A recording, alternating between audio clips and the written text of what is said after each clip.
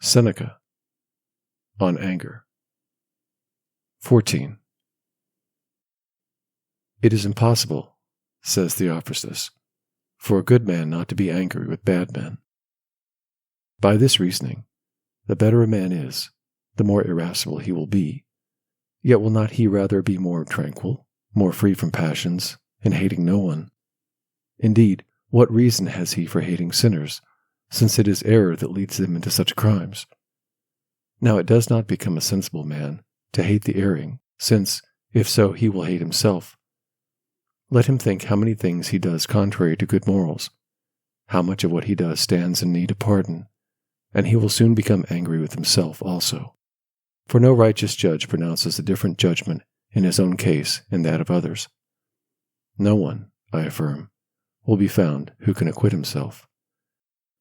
Everyone who calls himself innocent looks rather to external witnesses than to his own conscience. How much more philanthropic is it to deal with the erring in a gentle and fatherly spirit, and to call them into the right course, instead of hunting them down? When a man is wandering about our fields because he has lost his way, it is better to place him on the right path than to drive him away. 15.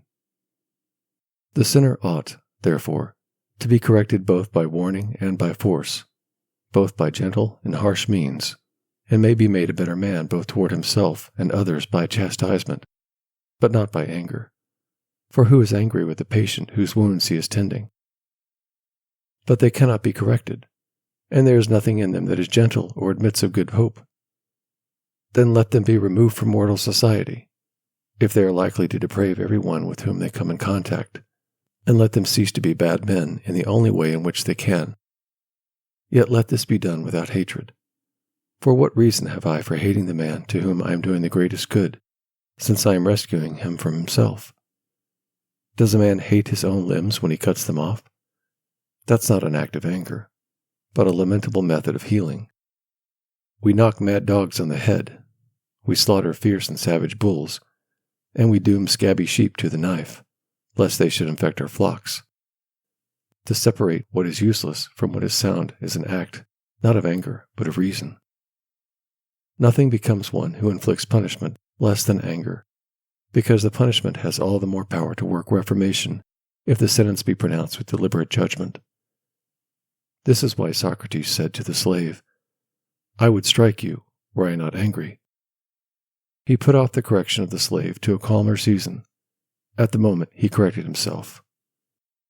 Who can boast that he has his passions under control, when Socrates did not dare to trust himself to his anger? 16. We do not, therefore, need an angry chastiser to punish the erring and wicked, for since anger is a crime of the mind, it is not right that sin should be punished by sin. What? Am I not to be angry with a robber or a poisoner? No, for I am not angry with myself when I bleed myself. I apply all kinds of punishments as remedies. You are yet only in the first stage of error, and do not go wrong seriously, although you do so often. Then I will try to amend you by a reprimand given first in private and then in public. You, again, have gone too far to be restored to virtue by words alone. You must be kept in order by disgrace. For the next, some stronger measure is required. Something he can feel must be branded upon him. You, sir, shall be sent into exile and to a desert place. The next man's thorough villainy needs harsher remedies. Chains and public imprisonment must be applied to him. You, lastly, have an incurably vicious mind, and add crime to crime. You have come to such a pass that you are not influenced by the arguments which are never wanting to recommend evil, but sin itself is to you a sufficient reason for sinning. You have so steeped your whole heart in wickedness, that wickedness cannot be taken from you without bringing your heart with it. Wretched man, you have long sought to die. We will do you good service. We will take away that madness from which you suffer. And to you, who have lived so long a misery to yourself and to others, we will give the only good thing which remains, that is, death. Why should I be angry with a man just when I am doing him good? Sometimes the truest form of compassion is to put a man to death. If I were a skilled and learned physician, and were to enter a hospital or a rich man's house, I should not have prescribed the same treatment for all the patients who are suffering from various diseases. I see different kinds of vice in the vast number of different minds, and I am called in to heal the whole body of citizens. Let us seek for the remedies proper for each disease. This man may be cured by his own sense of honor, that one by travel, that one by pain, that one by want, that one by the sword.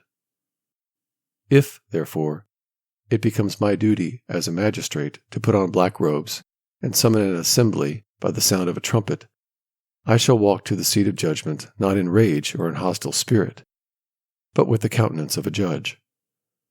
I shall pronounce the formal sentence in a grave and gentle rather than a furious voice, and shall bid them proceed sternly, yet not angrily.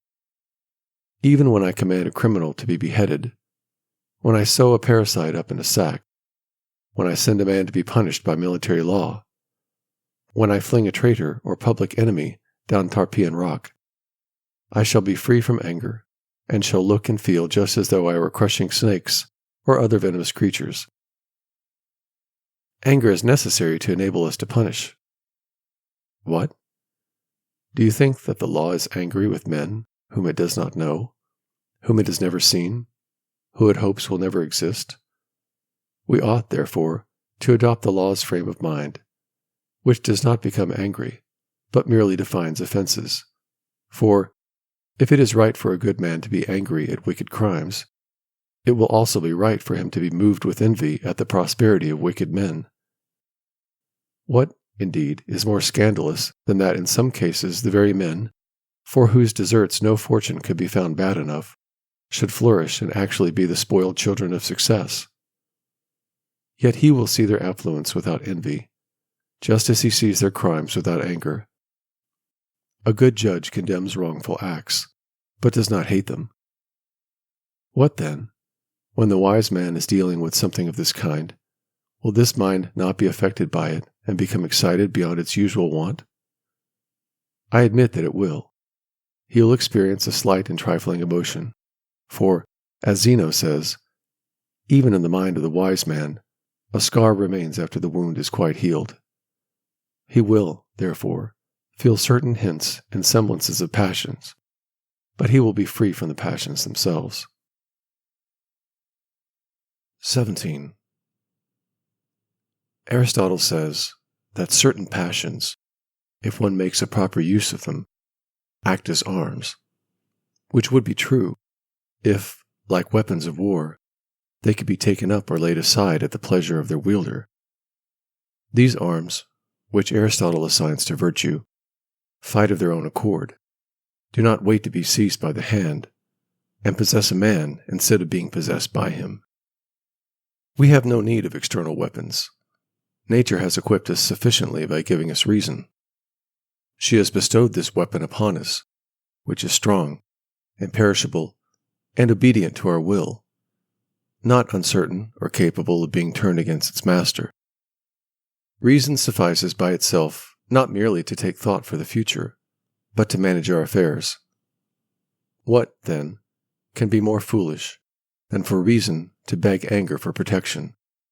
That is, for what is certain to beg of what is uncertain, what is trustworthy of what is faithless, what is whole of what is sick.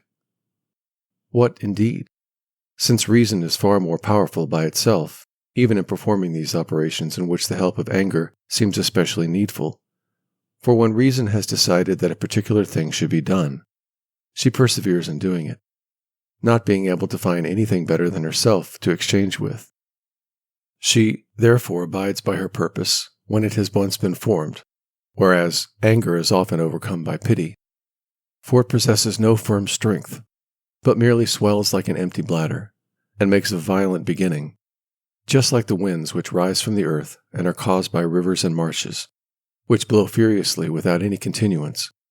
Anger begins with a mighty rush, and then falls away, becoming fatigued too soon. That which but lately thought of nothing but cruelty and novel forms of torture is become quite softened and gentle when the time comes for punishment to be inflicted. Passion soon cools, whereas reason is always consistent.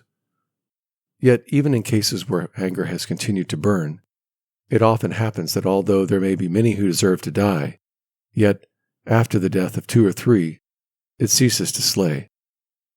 Its first onset is fierce, just as the teeth of snakes when first roused from their lair are venomous, but become harmless after repeated bites have exhausted their poison.